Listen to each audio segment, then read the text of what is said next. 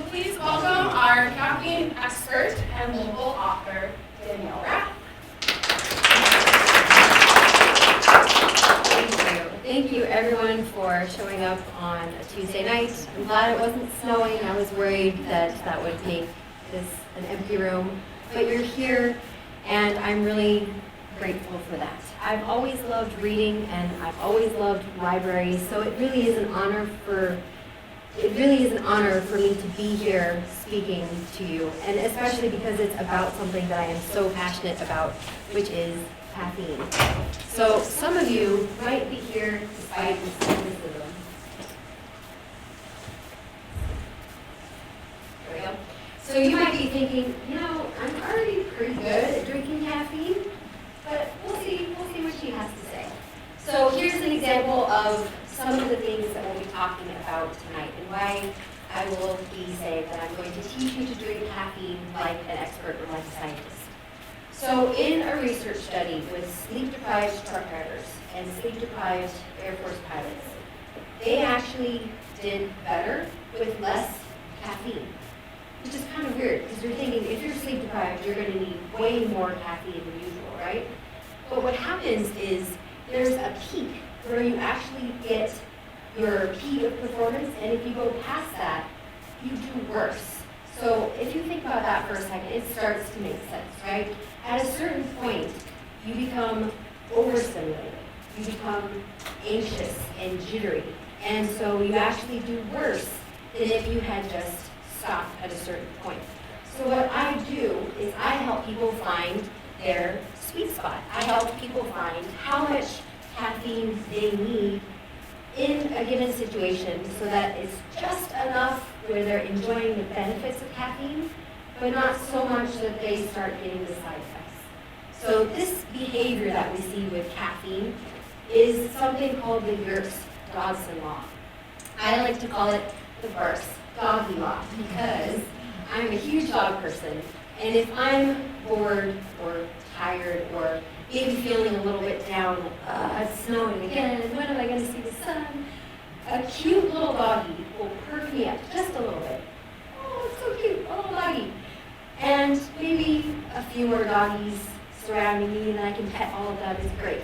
But at a certain point, if you're surrounded by 30 yapping little dogs that all want attention and they're crawling all over you, it's no longer cute, okay? It's annoying, even if you're a dog person like me.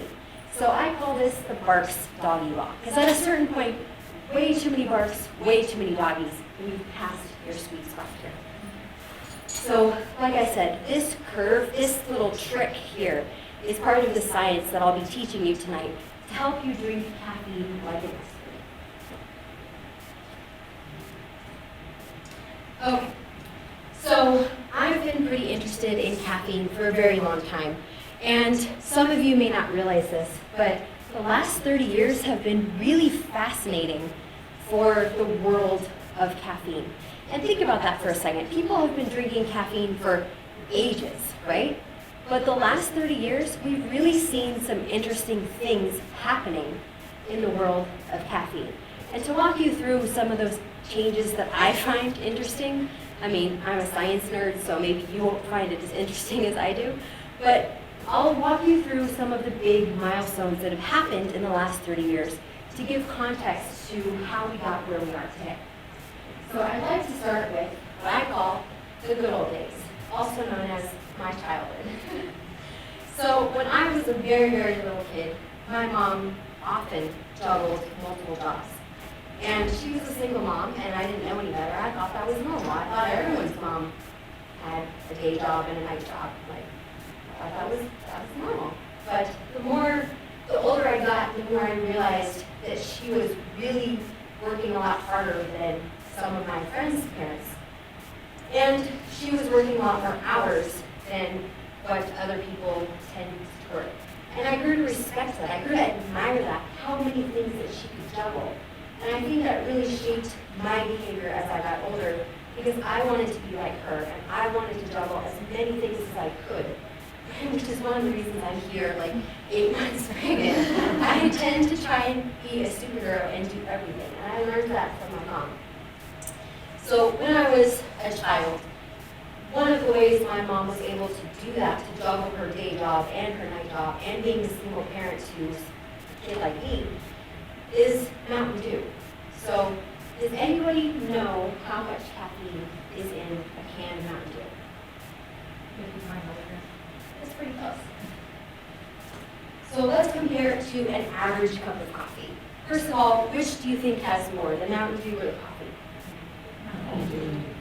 Raise your hand for Mountain Dew. Wow, almost all of you. So a standard cup of coffee has about 100 milligrams, nice round number, and a can of soda, whether it's Mountain Dew or Diet Coke, one of the caffeinated sodas, has half that. So you were really close. I think Mountain Dew is like 45 or 50, Diet Coke is around 45. So it would take 2 sodas to get a standard cup of coffee. And the reason I put standard around that is because it really depends on whether you're getting that cup of coffee from Starbucks or a gas station or your coffee machine. Sometimes it varies. Sometimes it can be less, sometimes it can be more. But in the industry, we use 100 as this nice round number to represent a standard 8-ounce cup of coffee. So that's what my mom is drinking to help her juggle all of her roles and responsibilities. Mountain Dew, for us, not for me. So then that brings us to the 90s. Oh, the 90s. Oh, I miss the scrunchies. Good thing you're coming back. Okay. So the only significant thing about the 90s here is that I learned how much I could juggle. In the 90s, I'm going to age myself here. In the 90s, I was in high school, and I was doing gymnastics 20 hours a week. I was also helping my mom take care of my brothers and sisters. My mom had kids every 6 years. So I'm the oldest, and then I have a brother that's 6 years younger than me, and then I have a twin brother and sister, they're twins, that are 12 years younger than me. So I was helping my mom take care of all my siblings, and doing gymnastics 20 hours a week, and like a good college-driven high school student, I was the president of a volunteer club, and I had honors and AP classes. All the things that they said you had to do to get into a good college, I did them. And I didn't sleep because I had to juggle all these things. But that's okay. I was taking my work ethic from my mom, and I'm like, I can do this. Who needs sleep anyways? It's fine. I'm young. I've got energy. It's cool. In the 90s, your options for caffeine, regular and decaf. Like those were your options for coffee. Starbucks was not a thing. It certainly wasn't on every other corner. So I remember falling asleep a lot in high school. And I remember going up to my teachers after class and apologizing. Like, don't take it personally. I'm sorry your class isn't boring. I'm just not getting enough sleep. So that was kind of my life in the 90s. Yes, thank you. Okay, so let's pause for a little quiz. So that was the 90s. Today, where do you think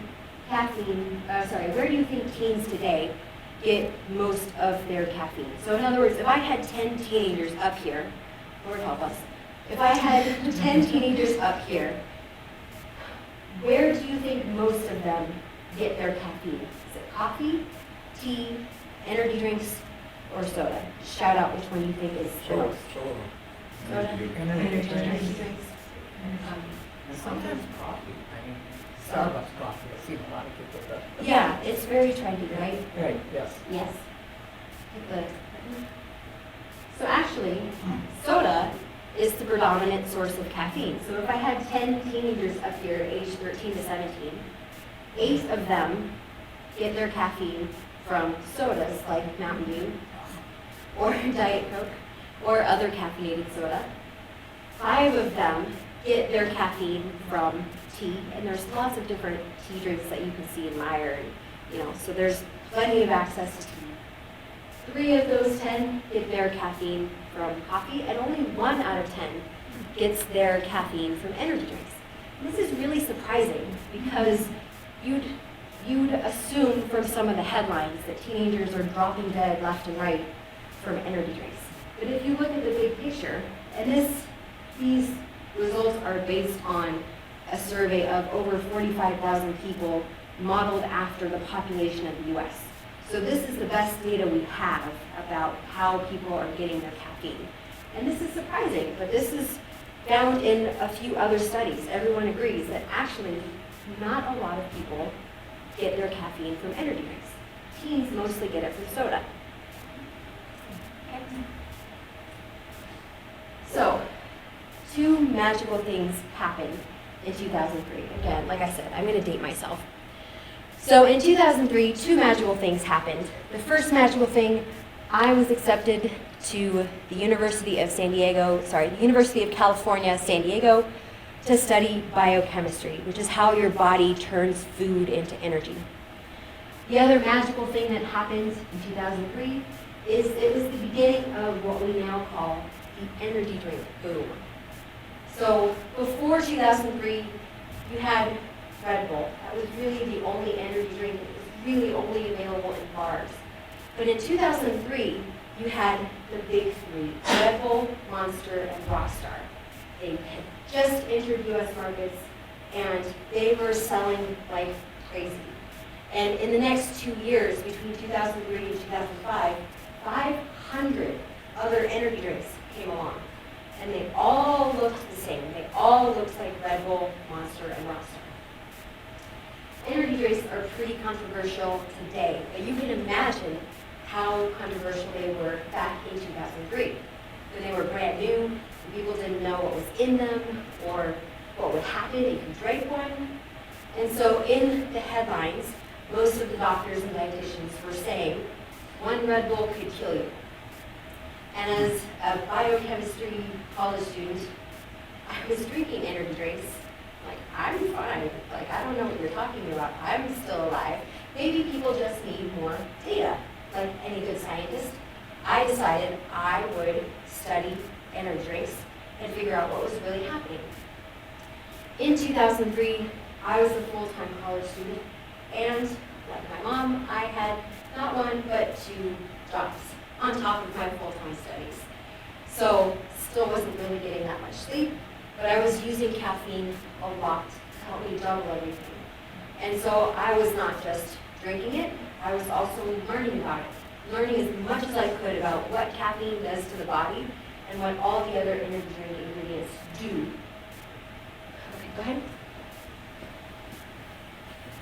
Oh no. Oh, there we go. Okay. Is that right? That's good. Okay. Okay, so same question with the teenagers. If I had 10 college-age students up here, where do you think they get most of their caffeine? Coffee, tea, energy drinks, or soda? Soda? Coffee. Go ahead. Soda is still the winner here.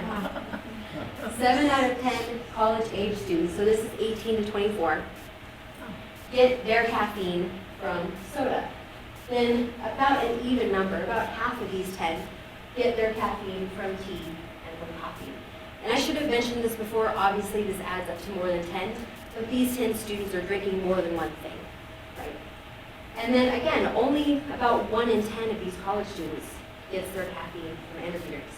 So this was me. I didn't like coffee, didn't really like soda, didn't really like tea, so I was drinking energy drinks and learning as much as I could about them.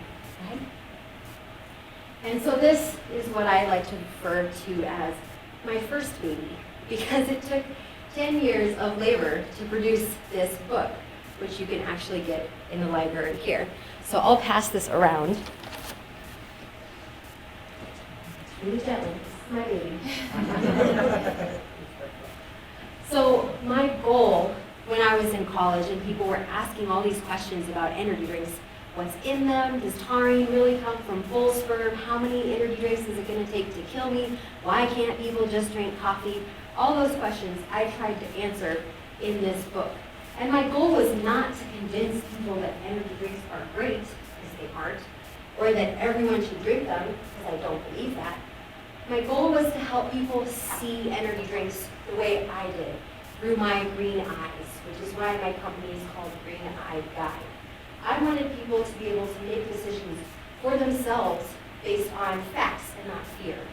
So, you want to drink an energy drink? Great. Let me tell you what's in them. You want to drink green tea? Great. Let me tell you what green tea does. So all of that is in this book. This is my baby. All right. So that leads us up to nowadays.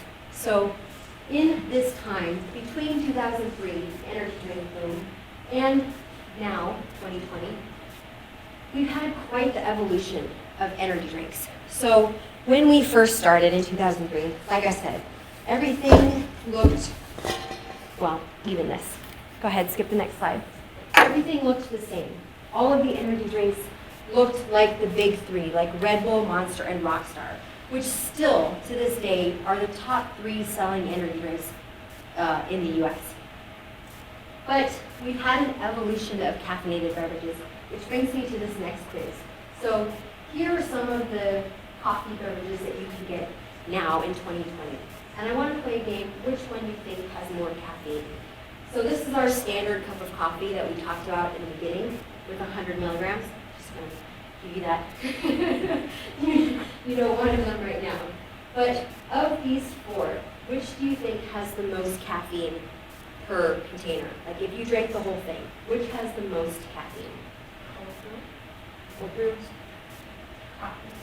This one or this one? The coffee shop. The coffee shop? Okay, go ahead. So this little coffee shop and this cold brew have about twice the amount of caffeine as your standard cup of coffee. And I want you to remember these numbers because this is going to be significant in a moment here. For reference, if you're, say, pregnant, you get 200 milligrams of caffeine per day. So I can't drink this. Well, I can't drink all of it. That's too much for me in one day. If you're under 18, you can have up to 100 milligrams of caffeine per day. It's not recommended. We don't want teenagers to be drinking caffeine, but as they get closer to 18, if they have 100 milligrams from their soda or their coffee or their tea, there shouldn't be any health effects. So most of these coffee beverages, even though we love coffee, would be too strong for someone under 18. Would be okay for someone that's pregnant. And for a healthy adult, you get 400 milligrams. So you can drink all of these if you're a healthy adult with no heart issues. Okay, go ahead. All right, now let's come to the stereotypical energy drinks. So Red Bull is the first big energy drink. When people hear the words energy drink, that's usually what they picture. Then we also have a Monster, a Rockstar, and then a new energy drink, which I can't stand. We can use that later. Bang. So which of those do you think has the most caffeine? Monster. Does anyone think that Red Bull has the most caffeine? Go ahead. So Red Bull, as evil as it is in the press, is like what I like to call weak sauce. So your average cup of coffee has more caffeine than this Red Bull. It's pretty shocking. Definitely not what you would expect based on the headlines. A Monster has about twice that, still more than a cup of coffee. Rockstar, this version of Rockstar, there are some versions that have the same amount, but the most popular flavors of Rockstar are the stronger ones at 240. And then coming in at 3 cups of coffee is Bang energy drink. Yeah? Do they have calories? All of them have calorie-free options, which I didn't pick here. This one and this one, the ones that I'm showing up here are calorie-free and sugar-free. Monster has quite a few calorie-free ones. It's usually the blue ones, and then they have, they say it pretty clearly on the top of the can. But they do, I highly recommend if you are having caffeine to not have sugar or calories. But these ones do. Okay. So can you go back one slide, actually? So just as a refresher, that Red Bull that is often in the news is weaker than all of these. That Monster is about the same as this. So if your teenager came home with a Monster Energy, some parents would be concerned. But not with this. So there's kind of this halo effect around coffee. Because coffee's been around so long, we don't freak out as much when we see young kids drinking it. But really we need to pay attention to the caffeine. Okay. Yeah. Okay. So this brings me to the evolution of the energy drink. So I may have kind of spoiled it here, but would it surprise you to know that all three of these have the same amount of caffeine? Yeah, and I have,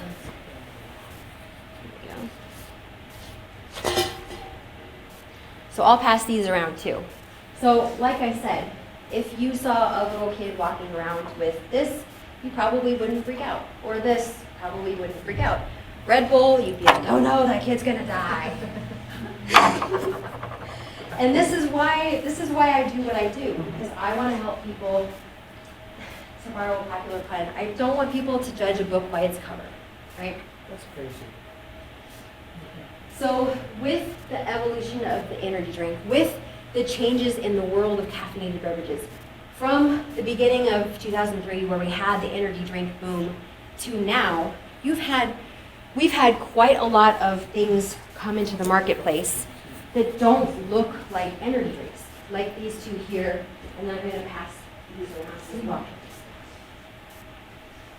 So this is pretty exciting to a scientist like me, because it means that if you don't like Red Bull, and you don't like coffee, and you don't like tea, and you don't like soda, there's still an option out there for you. There's still something with caffeine, whether it's free of sugars or free of artificial flavors, or the caffeine comes from a natural source. There are so many options out there in the world now because energy drinks started this trend, and then other companies saw a need to fill. They saw that people wanted caffeine, but maybe didn't want it from something like Red Bull.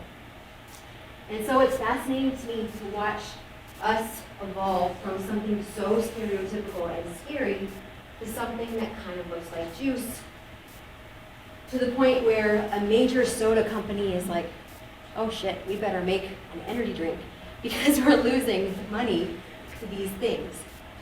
So right now, Coca-Cola has their own energy drink, and this has about the same amount of caffeine as these.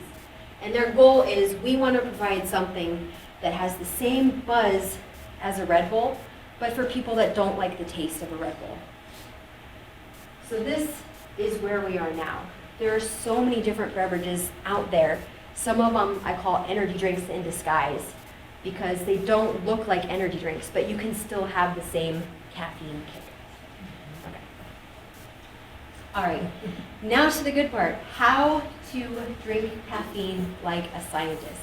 Whether you're drinking an energy drink or a coffee, these tips are for caffeine in general. And again, I'm going to help you get the most benefit out of caffeine while avoiding the side effects. So the first one we already kind of talked about. You need to find your own magic dose. Everyone's dose is different. My husband, if he has that Bai juice, he's like running around the house and cleaning stuff. He's so hyper, and for me, that's just, I mean, it's like orange juice. My caffeine tolerance is so high that doesn't affect me. So the first thing that you can do as people who drink caffeine, or if you have kids or neighbors or whoever drinks caffeine in your life, the first major tip is find your sweet spot. And it might change. If you stay up really late to watch Brewer game or the Bucks or something, and you don't get to bed at your normal time, this dose, this sweet spot, say this is 2 cups of coffee for you, the next day you might be extra sleep deprived and you might need 3 cups. But if you really think about how much caffeine you normally have, you can kind of adjust and you can find your sweet spot. And you can avoid these side effects by being extra aware of how your body is feeling when you have caffeine. The 2 other things you have to keep in mind, though, with that curve are something called the cortisone awakening response and sleep inertia. So research has shown that you shouldn't have a cup of coffee right when you wake up. Which, let me tell you, when my first child was screaming at 3 a.m., I definitely had caffeine like strategically placed in my bathroom so that if I had to get up in the middle of the night, I knew I just had to make it to my bathroom, get some caffeine. Okay, let's do another feeding. Like, there are some times that you wake up in the middle of the night and you're just exhausted. And you might need caffeine just in order to stand up straight, right? So with the cortisol awakening response, what happens here is if you're, say, a nurse and you typically go to bed, I'm gonna make up some hours for you now. So if you get off your shift at 2 a.m., you go to sleep at 3, you sleep until, let's say, 9 or 10. If you wake up, you're gonna feel a little groggy because your hours aren't really in sync with the sun, right? And so you might feel really, really tired when you get up. But if you have a cup of water instead of coffee, it will actually be better for your body. Because right when you wake up, even if you wake up at weird hours, your body has this cascade of hormones that help you wake up. And if you have caffeine on top of all those hormones, it can put you over that curve that we just talked about on that last slide. So if you are going through some sleep deprivation, say your fire alarm went off in the middle of the night and you didn't get enough sleep, you want to think about where that curve might put you, how many more cups of coffee you might need more than regular, but you should also have water first, because maybe right when you wake up, maybe you'll be okay with just the water. So the rule here, how to drink caffeine like a scientist, always have water before caffeine. This will make sure that you don't have caffeine unless you really need it. Does that make sense? Okay. So most of the time this works. Sometimes it doesn't. So if you're, let's say a nurse again, and you do a shift that's 24 hours, like you need to be awake for 24 hours. And I see this with people in EMS, and I see this with firefighters. There's some professions where you have to be on call. Maybe you get sleep, maybe you don't. But your shift is a lot longer than just the nice little 8 hours that the rest of us have. So there's something called sleep inertia, which says that you're actually better off having caffeine right before your nap than falling asleep and then waking up, as opposed to having caffeine without a nap or having a nap without caffeine. So in other words, they're saying that if you are in a long stretch of sleep deprivation, if you do give yourself a nice little nap, you might be so groggy when you wake up that you'll be worse than if you had just tried to stay awake. And this is especially with people that do like first responders, where they're not waking up to like a nice break. They're usually waking up because there's some emergency. There's something dangerous happening right now. So you have to go from 0 to 100, asleep to saving someone's life in a very short amount of time.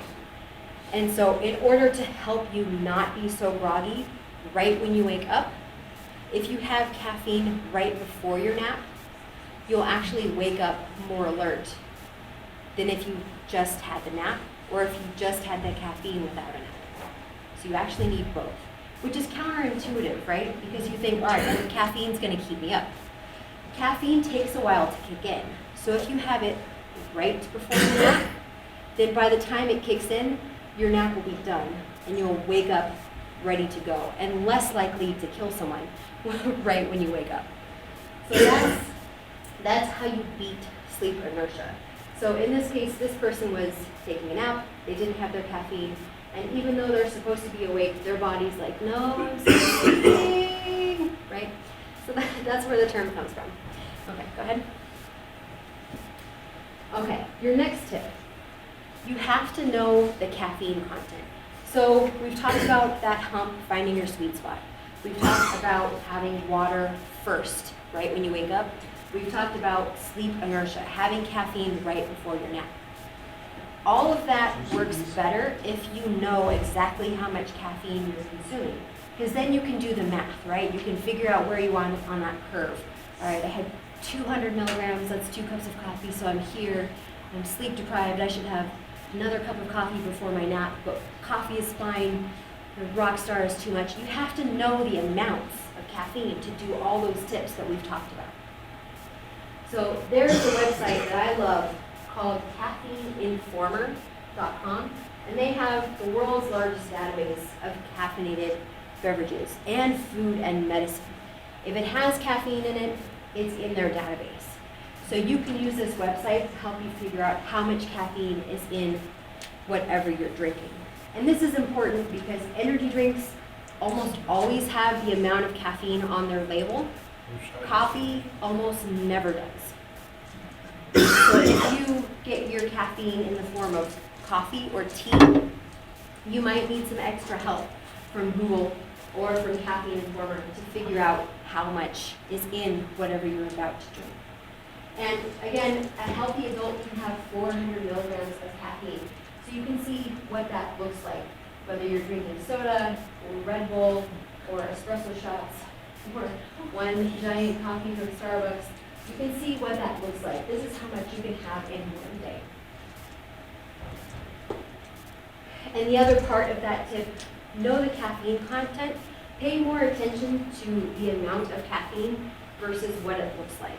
I've shown you plenty of examples where things that look like they're really strong aren't, and things that look like they aren't strong are. So looks can be deceiving. Don't judge a book by its cover, judge it by its caffeine content instead. Okay? All right, and my favorite tip.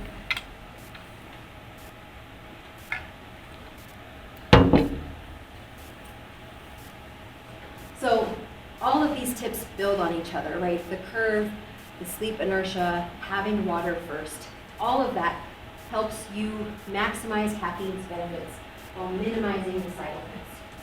And the best way I know to do all these things, to do all of the calculations in your head that I just talked about, is a system that I have called the 5 levels of fatigue, which is basically like, if you're this tired, have this much caffeine. If you're this tired, have this much. So you can see an example of what that looks like with Dunkin' Donuts cold coffees. So if you're fatigue level 2, and what the levels mean doesn't matter right now, just think about if you were sitting here right now and asking yourself, how tired am I on a scale from 1 to 5? That's basically how the system works. So if you're feeling I'm a 2 out of a 5 in terms of how tired I feel, you can have something that has less caffeine. So in this example, this is a Coolada, which has, what is this? Looks like 18 milligrams. It's really, really weak. It's basically like a hot chocolate beverage. Not hot chocolate, but a chocolate beverage. So this has very, very little caffeine. So if you're just a little tired, just have a little caffeine. If you're 3 out of 5, then there's another beverage that's a little stronger. So this one is an iced latte. It has 151 milligrams, so basically 1.5 cups of coffee. This is an iced latte. That's what you get if you're feeling like you're tired on a scale of 3, a 3 on a scale out of 5. And if you're feeling like you're a 4 out of 5, then there's another iced coffee. This is an iced latte. This is an iced coffee. This one has about 300 milligrams, or 3 cups of coffee in this iced latte. And all of these are the same size. These are all 24 ounces. So this is just an example of how you can improve how you're drinking caffeine by trying to match it to how tired you are. And this is this pyramid that I use to help me identify how tired am I. So the different levels, if you're at the very bottom, if you're not tired at all, you're feeling great. If you're a 5 out of 5, you're feeling like a zombie. So before you have any caffeine, you can figure out how tired am I? And then based on that answer, you can figure out how much caffeine you need. But I do want to emphasize 2 points to this pyramid here. One, like I've said before, always have water before caffeine. Because sometimes having that water is enough and you don't need caffeine at all. And then sometimes there is no amount of caffeine that will help you. 0. You have to go to sleep. Like, there's nothing else that you can do. Your body is going to fall asleep whether you want to or not. Maybe it'll be standing up. Maybe it'll be behind the wheel. It's better if you fall asleep on purpose. So that's a level 5 out of 5. On a scale of 1 to 5, if you're a 5 out of 5, that's how you know, no caffeine, I just need to sleep. That's it. I can't do anymore. So that's how that system works. And this system is how I help people find how much caffeine they need and how to make sure they don't have more than they need. All right, so let me pause for questions here. I've covered a lot of material, so.